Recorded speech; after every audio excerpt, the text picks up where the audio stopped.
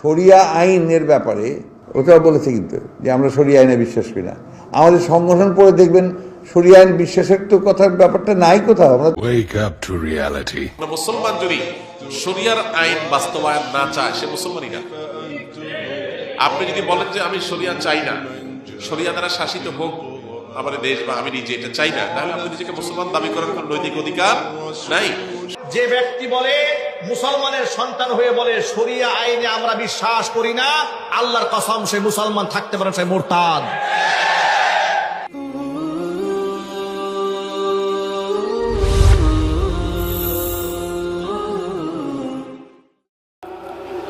Utba ইবনে গাজওয়ান বলেন যে আল্লাহর নবী বললেন, ইন্না সাখরাতাল আযীমা লা তুলকা মিন শাফিরে জাহান্নাম ফাতাহাবি ফিহা বাদা সাবিনা আম। একটা কয়েক কোটি মন ওজনের পাথর যদি জাহান্নামের মুখে এইভাবে ছেড়ে দেওয়া হয় তাহলে নিচে পৌঁছিতে 70 বছরের বেশি সময় লাগবে। এই বাক্যটাকে আপনি কি মনে করলেন? এইটা 1 কোটি মন ওজনের পাথর যদি 1 ঘন্টা যায় কত যেতে পারে? যদি 1 দিন যায় কত যেতে পারে? যদি 1 বছর যায় তাহলে কত যেতে পারে? 70 বছর গেলে কত পথ যেতে পারে? আপনাকে আমি কি দিয়ে বুঝাবো জাহান্নাম কত গভীর? আবার আল্লাহর নবী বলছেন মুনাফিক যে সেই থাকবে জাহান্নামের নিচে, হিন্দু থাকবে, এ কথা আল্লাহর নবী বলেননি, আল্লাহ বলেননি, তবে ও জাহান্নামে যাবে। ইহুদি খ্রিস্টান থাকবে, এ কথা আল্লাহর নবী বলেননি, তবে ও জাহান্নামে যাবে। সবচেয়ে নিচে থাকবে জাহান্নামে ওই যে মুনাফিক, যে মিথ্যা কথা বলে, যে কথা লাগায়, যে আর একজনের পিছে ছুটাছুটি করে, যে গরম বকরির মতো, গরম বকরি মানে যে পাঁঠা খুঁজে, একই আল্লাহর নবী গরম বকরি বলছেন। এর স্বভাব যেটা মুনাফিকের স্বভাব সেইটা। আল্লাহর নবী বলছেন গরম বকরি একবার এই পালে যায় পাঁঠা খোঁজার জন্য, একবার এই পালে যায় পাঁঠা খোঁজার জন্য। হাদিস বুখারী মুসলিম, সরিষা সমমান ত্রুটি নেই। এই গরম বকরির চরিত্র যা মুনাফিকের চরিত্র তাই। এই কথা আমি বলিনি, এ কথা আজকের নয়, আজ থেকে নিয়ে 1450 বছর পূর্বেকার বলা, মুহাম্মদ সাল্লাল্লাহু আলাইহি সাল্লামের মুখের বাক্য এটা। পৃথিবীর সবচেয়ে দামি মানুষ, পৃথিবীর সবচেয়ে সম্মানী মানুষ, যার জন্য জান্নাত ব্যস্ত, শুনুন, জাহান্নাম খুব ভয়াবহ জায়গা। জাহান্নামের পরিচয়ে সংক্ষিপ্ত একটু জাহান্নামীর কথা বলি। আল্লাহ নবী বলছেন, ওয়াইন্না গিলজা জিলদাহু ইসনানে আরবাউনা জেরা। একজন জাহান্নামীর গায়ের চামড়া হবে 42 হাত মোটা। ইসনানে আরবাউনা জেরা, 42 হাত মোটা চামড়া। ওয়াইন্না জিরসাহু মিসলা উহুদিন, তার দাঁত হবে উহুদ পাহাড়ের মতো। উহুদ পাহাড় 4 কিলোমিটার প্রশস্ত, 8 কিলোমিটার লম্বা। নিচে কত কিলোমিটার আছে তা মানুষ জানে না। তাহলে উহুদ পাহাড় কত বড় তা বিবরণ দিতে পারলাম না, শুধু পারলাম যে তার প্রশস্ত কত আর লম্বা কত। তবে নিচে কত আছে সেইটাকে জানে।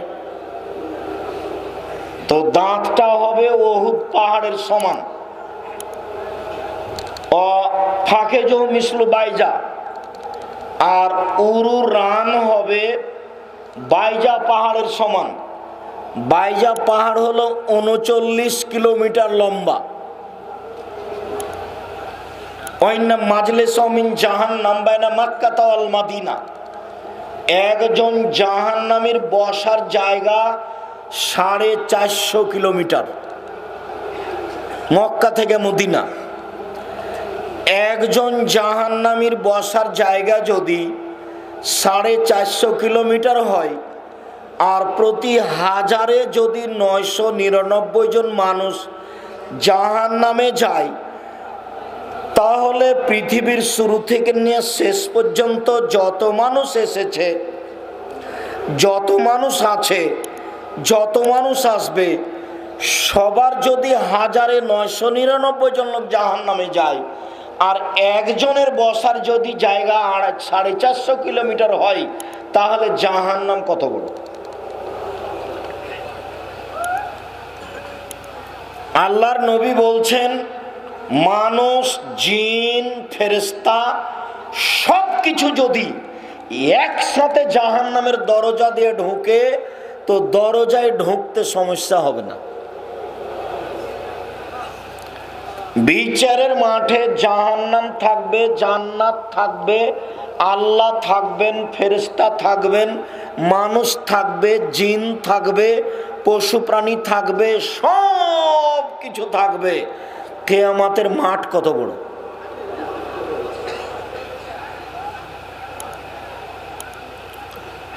দুই এক মিনিট তো একটু কাজের ফাঁকে চিন্তা করতে হবে, তো করা উচিত। এমন কোন নামাজ, সালাত আল্লাহর নবী আদায় করেননি যেই সালাতের শেষে তিনি বলেননি সালাম ফেরার পূর্বে কথা কবুল হয় বেশি। সালাম ফেরার পূর্বে, সালাম ফেরার পূর্বে দুআয়ে মাসুরার দুইটা অংশ, একটা হলো আল্লাহুম্মা ইন্নী যালামতু নাফসি ফাগফিরলি, আর একটা হলো আল্লাহুম্মা ইন্নী আউযু বিকা মিন আযাবি জাহান্নাম। একবারে এই বাক্য দিয়ে শুরু, আল্লাহ তোমার কাছে আমি জাহান্নামের শাস্তি থেকে বাঁচতে চাচ্ছি। আউযু বিকা মিন আযাবিল কবর, আল্লাহ তোমার কাছে আমি কবরের শাস্তি থেকে বাঁচতে চাচ্ছি। আউযু বিকা মিন ফিতনাতিল মাসিহিদ দাজ্জাল, তোমার কাছে আমি দাজ্জালের বিপদ থেকে বাঁচতে চাচ্ছি। আউযু বিকা মিন ফিতনাতিল মাহি ওয়াল মামাত, ইহকালের বিপদ, পরকালের বিপদ, ইহকালের বিপদ, পরকালের বিপদ হতে তোমার কাছে আমি বাঁচতে চাচ্ছি। আউযু বিকা মিনাল মাআসামি ওয়াল মাগরাম, তোমার কাছে বাঁচতে চাচ্ছি বড় পাপ হতে, তোমার কাছে বাঁচতে চাচ্ছি ঋণ কর্য হতে, তোমার কাছে বাঁচতে চাচ্ছি বড় পাপ হতে, তোমার কাছে বাঁচতে চাচ্ছি ঋণ কর্য হতে। ব্যাংকে ঋণ নিয়ে বাড়ি করবেন না। জানাজা আপনার হয়নি, আপনি যে মারা গেলেন, মারা যাবেন, আপনার জানাজা হবে না। ঋণ আছে যার, জানাজা নেই তার। হুজুর পড়িয়ে দিলেন যে, আহা ইন্না লিল্লাহি ওয়া ইন্না ইলাইহি রাজিউন, শতকরা 95 জন হুজুর মৃত্যু, শতকরা 98 জন মুফাসসির মৃত্যু। 31 বছর থেকে বলছি এই বাক্য, 31 বছর থেকে এমন কোন মায়ের বেটা দাঁড়ায় না যে আমার হুজুরের মিথ্যা কথা আপনি প্রমাণ করেন তো দেখি। আমার হুজুর ঘন্টার ঘন্টা বক্তব্য দিয়েছে, মিথ্যা কথা প্রমাণ করেন দেখি। আপনি খালি বললেই বিপদে পড়ে যাবে, বলা দেরি হবে না, কত দাঁড়াবে। এই বৈঠকে আপনাকে আমি কতবার দেখিয়েছি, কোরআন মাজিদের গায়ে যারা মিথ্যা কথা লিখে দিতে পারে তাদের কাছে ধর্ম বিকৃত করা কঠিন। কোরআন মাজিদের গায়ে যারা মিথ্যা কথা লিখে দিতে পারে, দোয়া ও খাতমিল কোরআন 31 বছর থেকে বলছে, দোয়া নবীর বলা, এটা প্রমাণ হয়ে গেলে আমার জীবনে আমি কোনোদিন বক্তব্য আর দিব না। এক দুদিন থেকে বলিনি, 31 বছর থেকে বলছি। এই পৃষ্ঠাটা ছোট্ট করে দেওয়া আছে, দোয়া ও খাতমিল কোরআন। যে লিখেছে সেও জানে না, যে সহযোগিতা করেছে সেও জানে না, যে সম্পাদনা করেছে সেও জানে না। এটা হলো সাদ্দাদের বাড়ির মতো, সাদ্দাদের জান্নাত। মানে সাদ্দাদের জান্নাত এটা কল্পনা, পরিকল্পনা। ঘুমের ঘরে ও আকাশে লন্ডনে চলে গেছে, লন্ডন থেকে ঘুরে এসে ঘুম ভেঙে গেছে। এটা হলো সাদ্দাদের কাহিনী। সাদ্দাদের কাহিনী সত্যতা প্রমাণ করা তো বহুদূরের কথা, আছে কোথায় এটা প্রমাণ করার জন্য 6 মাস সময় দিয়েছে। মানে আছে কোথায়, ঘটনাটা আছে কোথায় এটা প্রমাণ করার জন্য কতদিন সময় দিয়েছি? 6 মাস।